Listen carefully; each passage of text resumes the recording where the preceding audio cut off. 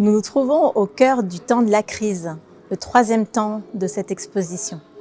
Nous avons vu précédemment que l'équilibre entre les êtres humains et les non-humains est très fragile et que lorsque les accords ne sont pas respectés, nous pouvons très rapidement tomber dans le temps de la crise. Et c'est là que nous nous trouvons actuellement. Dans cette partie, nous voulions mettre en avant le fait que lorsque les peuples autochtones ont des droits qui ont été reconnus, ratifiés au niveau national et au niveau international, très souvent encore, des multinationales ou des États développent des projets, souvent hydroélectriques ou des grands projets industriels basés sur l'exploitation des ressources des peuples autochtones sans leur consentement, sans même les consulter. Et c'est ce que nous mettons en avant dans cette troisième partie de l'exposition. Quelles sont les conséquences de cette non-consultation et de ce consentement qui n'a pas été demandé aux peuples autochtones? Et nous le voyons de trois manières différentes. La première, en fait, c'est ce que nous appelons dans cette exposition une situation de type colonial qui perdure et qu'on retrouve notamment dans le nord de la Norvège, comme nous le présente l'artiste Sami Maret Anasaara.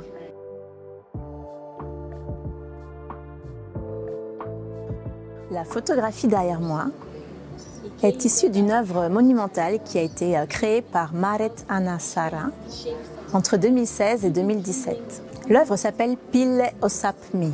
Maret Anasaara dénonce ici la situation de type colonial qui perdure en Norvège. L'État norvégien a transformé la loi sur les rennes en Norvège. Cette loi sur les rennes a introduit l'abattage forcé des troupeaux de rennes des éleveurs Sámi. Cet abattage forcé donc imposait aux jeunes éleveurs de rennes d'abattre jusqu'à 40% de leurs troupeaux. Pour les jeunes éleveurs, ce chiffre est évidemment trop élevé puisqu'il ne leur permet pas de vivre économiquement. Le frère de Maret Anasaara a fait ce que personne n'avait fait avant lui. Il a intenté un procès contre l'État norvégien en arguant du fait que la loi sur l'abattage des rennes était une atteinte directe aux droits humains et aux droits des peuples autochtones. Le frère de Maret Anasaara a gagné le premier procès. L'État norvégien a fait appel. Le frère de Maret Anasaara a gagné le deuxième procès. L'État norvégien a de nouveau fait appel. Lors du troisième procès devant la Cour suprême, l'ordre d'abattage a été déclaré comme légal. Le frère de Maret Anasaara a donc perdu ce procès. La photographie derrière moi représente justement Maret Anasaara devant le Parlement norvégien. Vous pouvez voir un rideau composé de 400 têtes de rennes. Ces têtes de rennes ont été composées par Maret Anasaara dans cette œuvre monumentale qu'elle appelle Pile Osapmi et qui rappelle comment les peuples autochtones de Norvège, de Suède, de Finlande sont soumis à une situation de type colonial qui perdure.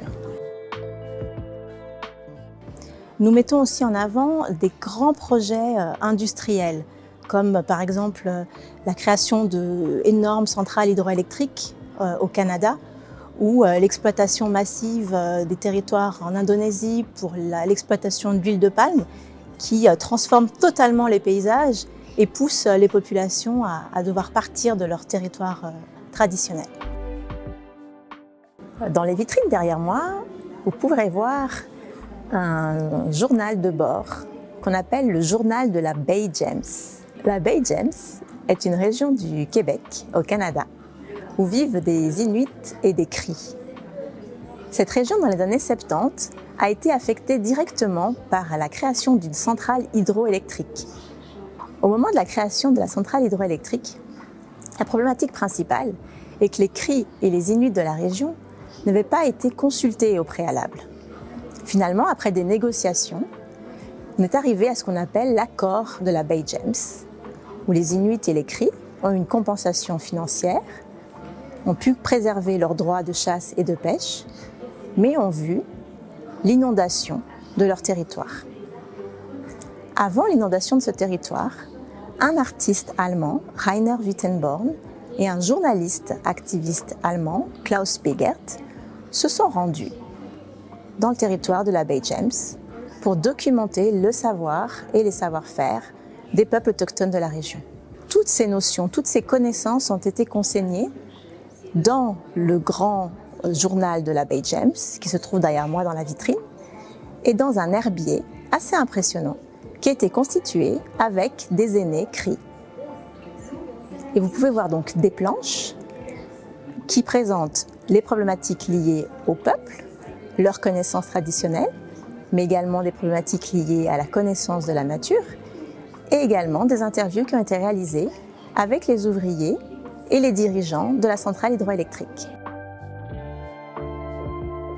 Mais ce que nous mettons aussi en avant dans cette partie, c'est que les peuples autochtones ne sont pas des victimes passives face à ce fait qu'ils ne sont absolument pas consultés pour des projets qui se développent sur leur propre territoire.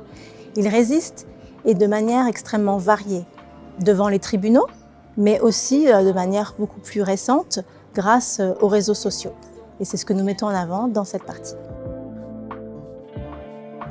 Les peuples autochtones se mobilisent pour résister contre l'exploitation de leurs ressources, notamment contre l'exploitation minière, mines d'or, mines de cuivre, mines d'argent.